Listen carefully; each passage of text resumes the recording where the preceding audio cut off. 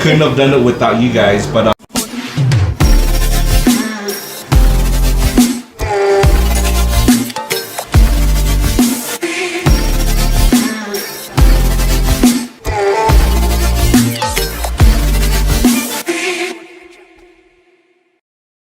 please like the video, subscribe, and ring the bell, please.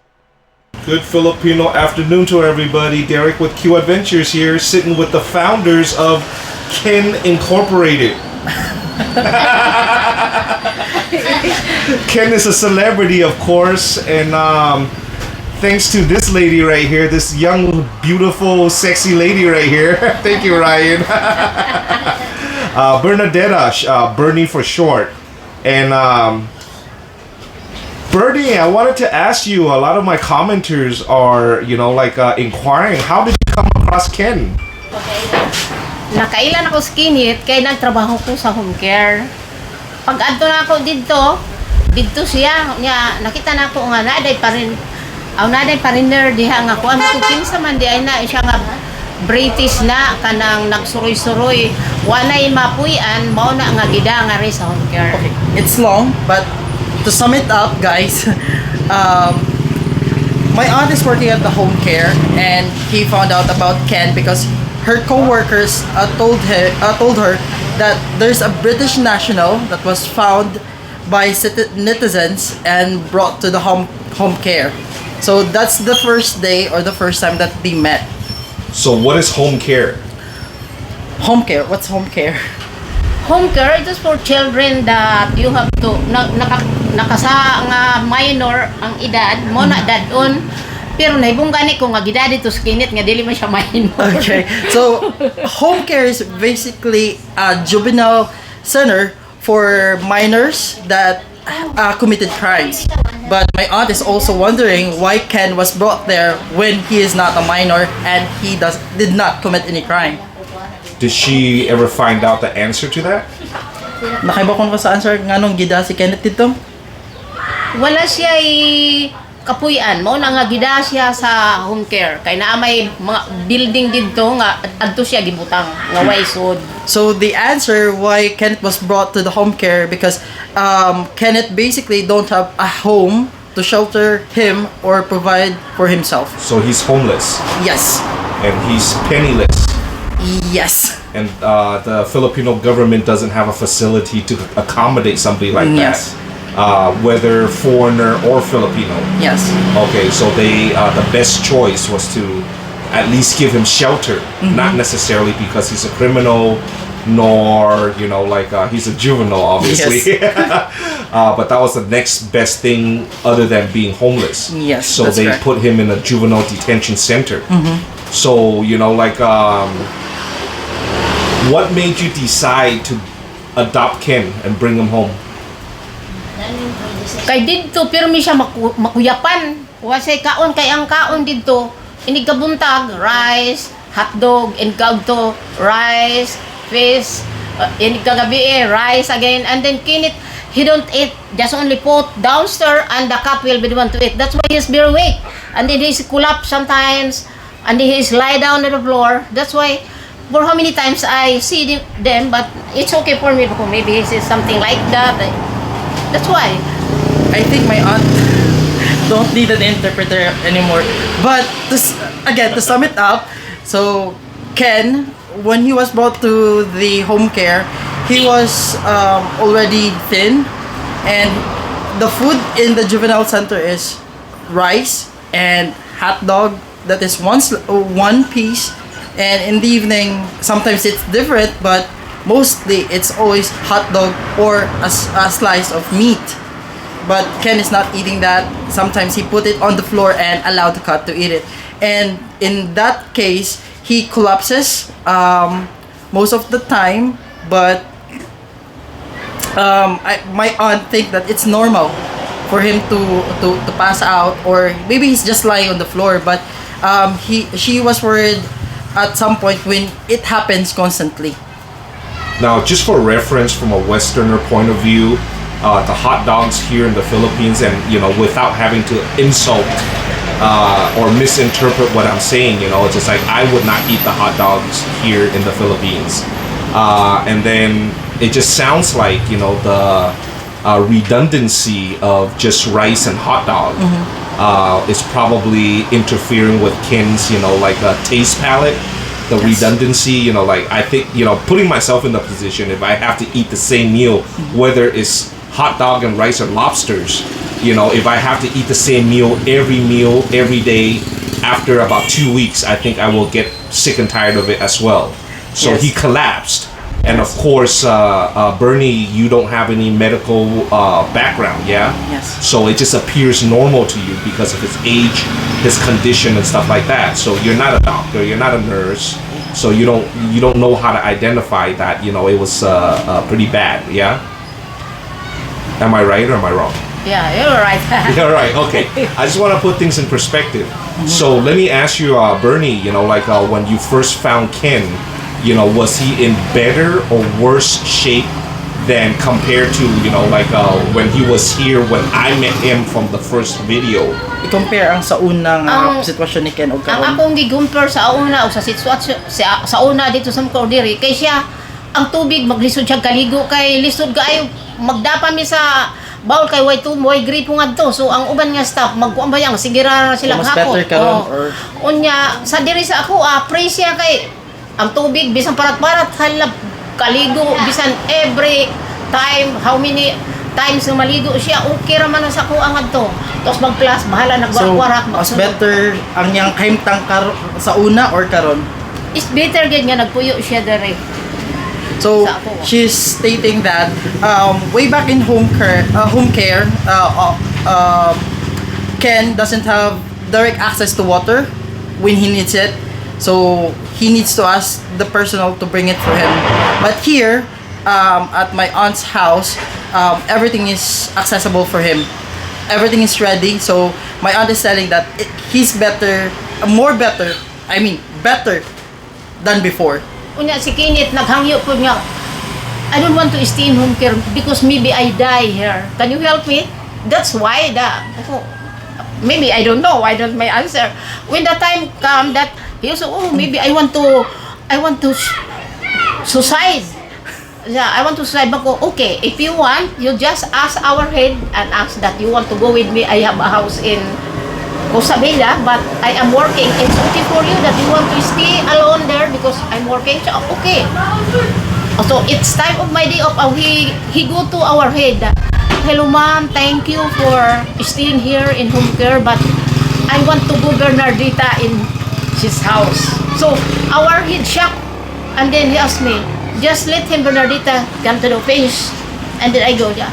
Why you? Bako, yes, ma'am, because he asked help for me. But if it is okay, during my day off, I will bring Kenneth in my house. And then I sign, he give me photos there in home care. If what happened to Kenneth, I am the one who will be the one to Responsible. manubag kung maunsa siya. So if Ken, just to clarify, if Ken falls down and hurt himself, it's going to be your fault. It's going to be viewed as your fault. After he takes Ken. Right. Yes. So you inherited that responsibility. Yeah, my responsibility. So for any more normal person in this world, I would say no. I don't want that responsibility. Why did you say yes? Because I pity with them. Because sometimes for the eating, and then he is always inside the, oh my God, maybe I die here. So sometimes something like that. So you took pity on him. And let me ask you about Bernie, like what is your salary over there in home care? Is that too private of a... Do you want imong sweldo gusto nimo okay ra nimo nga atong discuss? Okay lang kung sweldo sa... Pila mo pwede okay ra ba nimo nga atong istorya kung pila imong sweldo sa home care? Oh, 408 ang usa ka adlaw. 400 pesos a day. 408 pesos. 408 pesos. 408 for one day. So 408. What is the minimum wage here in Lapu-Lapu? Do you know, right? No, I don't have any idea right That's now. the minimum rate for me. Okay, pero it's not the 500, but for me it's because I am a JO only, job order. That's why it is 408. So you're per day. actually actually making less than minimum wage. yes. And forgive me if I don't understand, the Filipino culture. But for a foreigner like me, that kind of wages is unacceptable. You cannot live on those wages, right? So how are you doing on those wages, living by yourself without Ken? Without Ken. Yeah. So, yun saan yung pag-survive using your 408 pesos a day? Because sometimes I have to buy food. See, I cook it here myself, and sometimes I eat with my sister when I pass it out. Okay, you just eat. So that's why I have a little bit money to earn, and then I sold usi ukay-ukay. Ukay-ukay, it's very cheap, and then shoes, ukay-ukay shoes and T-shirt. I have a little business. So in other words, just in layman's terms, you're barely getting by. You don't have enough to, eat at a restaurant once in a while, or you don't have enough to buy a motorbike, or you don't have enough to buy a car. We don't. No, okay. So you're making barely enough to get by, and you still have to make a lot of sacrifices to buy okay, which is like used clothing and not new clothing. So if you're barely making enough to get by, why would you agree to take on the responsibility of Ken? So, what's man unique mo? That's why, my reason. I pity with them because sometimes I look with him, he is lying down there and something, I have problem, maybe I die this one. So I tried, it's no problem for me because I have a house. I can adapt you there. I can bring you and then ask our head, if our head agreed that you go with me in my house. So during my day off, I will bring you there. So basically, the reason why he took Ken to his home is Ken is always asking him if he can stay with my aunt, and also my aunt pity him earnestly because of the situation that she is always seeing Ken sitting by himself, thinking and saying that he might die in there because no one is taking care of him medically. Well, yeah, so it just sounds like, Ken was in a very lonely and a very desperate situation. So it was him who asked Bernadetta to go home with her, and it was him who approached the head of the juvenile facility, home care, asking for permission for Bernadetta to take him home. And it initially started with you taking him home occasionally, not on a permanent basis. So the occasional taking Ken home, how long did that last before you decide that he lives here permanently? Oh, it takes 2 months, something like that. It's a long time. Then I have the decision that I will bring here because every time that I don't like that food because something like that, so I have to give even a little food because he cannot eat with the bones. That's why I have to select even 3 pieces of meat that I bring them. That's why. So thank you for something like that. And then we are close. And he's good, but sometimes our doctor, bullshit this, I want to go out, I might die here, something like that. Yeah.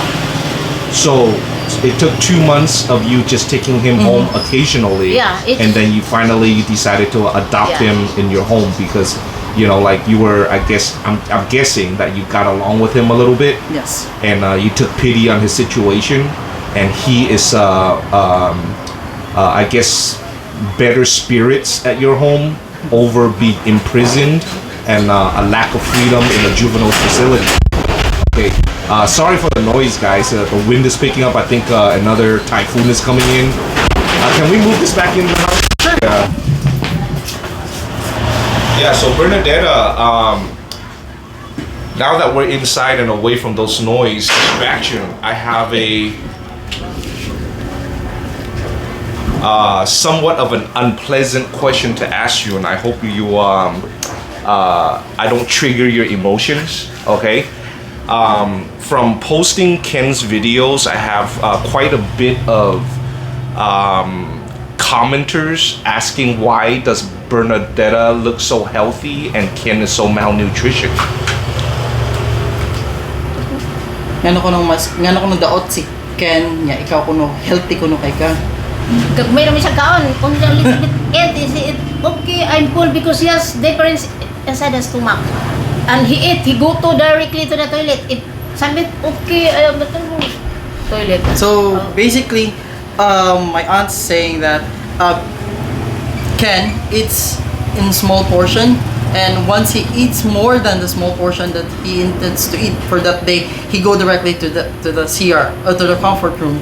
So maybe that's one of the reason why he is skinny. And before he came to my aunt's house, he is already skinny. He's already thin. So, Yeah.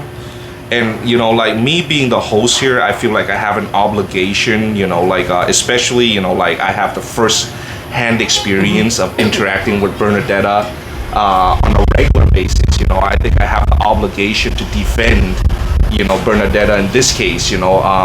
As it is said earlier outside that Ken was already malnourished for quite a few number of months before Bernadetta took him home temporarily, and during those 2 months of temporary home visits to get out of that environment, then he comes here, so you've been healthy maybe all your life, so Ken has already been suffering from starvation and malnutrition, and it doesn't happen overnight, and because of your limited income, barely getting by yourself, it's just like you're doing your best. You don't have to do this, but you took pity on Ken because of the condition that he was living in the home care, and then you took him home. Even though you're not obligated to him, you're doing your best, taking care of yourself and taking care of Ken with your under minimum wage salary. Am I correct? Yeah. And also I understand that from past conversations that your work hours are from 10 p.m. to 6 a.m. Yeah. Am I correct? Yeah. And then I also understand that you gave up your bed, your personal bed, Yeah. for Ken to live in while you sleep on this bed. I mean, this couch. Yeah, I sleep here. Am I correct? Yeah. And then I also understand that Ken does soil his bed, and you're the one who cleans after him. Am I correct? Yeah. And I also understand that you're the one that hand wash his laundry. Am I correct? Every time. Yeah. So when people, I'm sorry, I'm getting a little emotional here, but when people are watching from the outside in and make stupid, ignorant, comments like that, it's just like all I see in front of me are just beautiful human beings that did something that they don't have to do. And I think in any other culture, people would just turn a blind eye and walk away. But these beautiful people just took it upon themselves, even when she doesn't have enough for herself. She did a very humanitarian thing, in helping Ken because he was in a bad, desperate situation. And I am pretty certain that if Bernadetta did not do what she did, Ken would have been dead by now. And if Bernadetta did not do what she did, I would never have the opportunity to walk across Ken the way I did. And I would never had the opportunity to turn on the camera and brought attention and a spotlight to Ken's situation the way I did. Yeah? So, I'm trying to contain my profanity here, for the idiotic comments that I have. It's just like, this lady doesn't have to do any of that. She did it voluntarily, because she's a kind person, and she, grew up in this culture that attracted me to live here permanently. And I don't know, I just can't tolerate those kind of ignorance. And Ryan, how did you come across your relationship with Ken? How did that come about? When my aunt asked a favor for me to help her find a way for a friend of hers, which is Ken, to go back to his home. So that time I decided to visit my aunt together with Ken. So to visit his home, meaning back in the UK? Yes. To go back to his home back in the UK. Okay. So what did you do? So first I asked Ken as to what he wanted to do literally. So Ken told me that he wanted to get examined for his health problems. So I told him that here in the Philippines we can help you in a way that to send you directly to the hospital. But if you want to go back to the UK, we can manage to start the process and ask the government to assist us. So that's the time that we started the process in getting his documents. So, before I even met Ken, what process did you already start? First, I go to the embassy and also to the immigration's office for the UK, but all of them decline because they don't process deportation. So the next step that I did is talk to people that knows about deportation, and they told me to call directly the embassy in Manila. So you called the embassy. You didn't physically go there. Yes, I called the embassy in Manila. And then what was the results of calling the embassy in Manila? They told me to process documents for Ken because I told them that Ken lost most of his documents. He don't have any updated visa or any updated passport or any alien card, something. So he don't have that with him. So I told him that. Then they told me to process documents for him. Do you have any experience or any knowledge before meeting Ken of how to process these documents for a UK citizen? No, actually, I'm lost along the way. However, I did not give up because I promised Ken that I will help him to go back home. Okay, so so you started the process. The ball was rolling, and then the series of event is I happened to walk by on my nightly walk with my girlfriend there, and I came across Ken, and I made the initial first video with Ken, and then Ken told me about you, that he informed me that the process was already started. So I didn't know to what extent, you know, and just like you, I know nothing of the UK. I don't know the process, and I don't know of the embassy. So I was curious, of course. I want to help this man, and just in the process of research, I used Ken's phone to reach out to you, requesting to meet with you, so I can learn of the what has been done and what I can do to help the process. What was the result of that? What was your response? Actually, I rejected that because basically I told Ken I don't trust vloggers because they make content for them to earn, and they just use the people's story for them to make money. So yeah, that's pathetic of me, but I change. People change. So we didn't start out on the right foot. Yeah. Okay, which is fine, you know, like when Ken showed me that your rebuttal, you know, I accepted it, I understand. But at the same time, I wanted the opportunity to explain to you that I'm not that asshole vlogger who buys a Lamborghini and a Ferrari, crash them and see what happens. But, you know, I never got that opportunity until there was an incident where your mother, who was sitting here, and your auntie Bernie was having some kind of argument with Ken, and I was here, and then there was a lot of females going, you know, like yelling and screaming. I didn't know what was going on because it was in Bisaya, and then you were kind of forced to come here, and then our meeting initially was a forced meeting. Yes. Yeah? And how did the meeting go? So actually, I'm still skeptical at that time. So you walked out of the car pretty angry. You had your fist balled. Because that time I was, my mom called me that there's a commotion around my aunt's house, and that time I was it was my first time waking up. It's my first day. It's the first hour of me from waking up. So I'm kind of pissed off because why are they bothering me for problems like that? They call me on my sleep. So basically I'm annoyed, but understanding the request from my mom, I rushed directly here to know what is really happening because they are not telling me anything. They just wanted me to come here. So I walk out my car, being looking annoyed and seeing Derek. What did I say to you? What was my first line to you?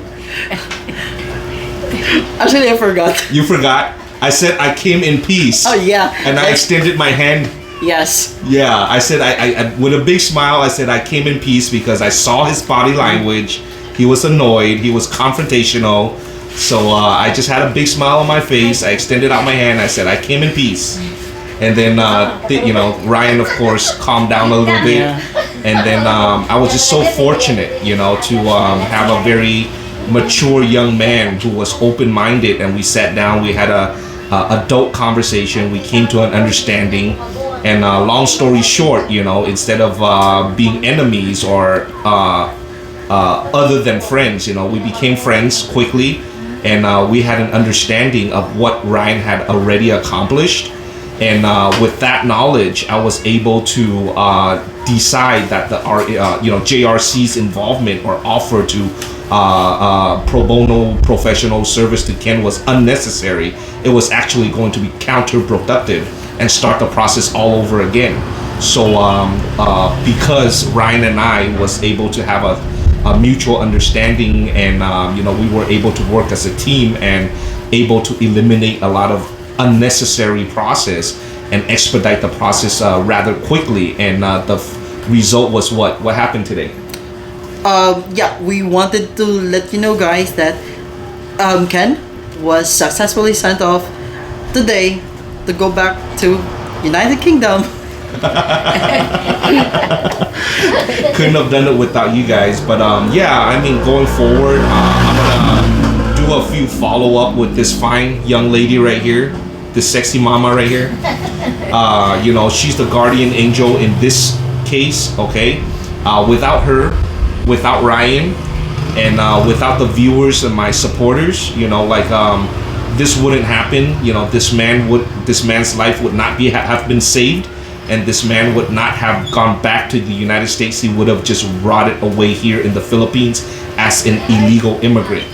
Okay, I'm just a vlogger. I'm just a common man. Okay, I just saw an opportunity, and I just am the man with the camera, and I just decided to upload that video. That's all I did. I don't think I did much, but all the credits go to Bernadetta, Ryan, and my viewers and subscribers who tune in to support the process. So I just wanted to make that clear, okay? And I want to defend these beautiful people right here, and from the bad comments. I don't care for it. I don't tolerate it. And if you guys have never been to the Philippines, stop spitting stupid shit from abroad, okay? You have to be here in the Philippines, boots on the ground, to understand the Filipino culture. And you guys cannot hate, because nowhere else in this world with a lady like this, help out a stranger in a dire situation. Meanwhile, thank you very much for tuning into my channel, and you're ever supporting my channel. And I apologize for the profanity. It's very uncharacteristic of me, but this case, I thought it was necessary. Until next time, y'all have a good one. Thank you, guys.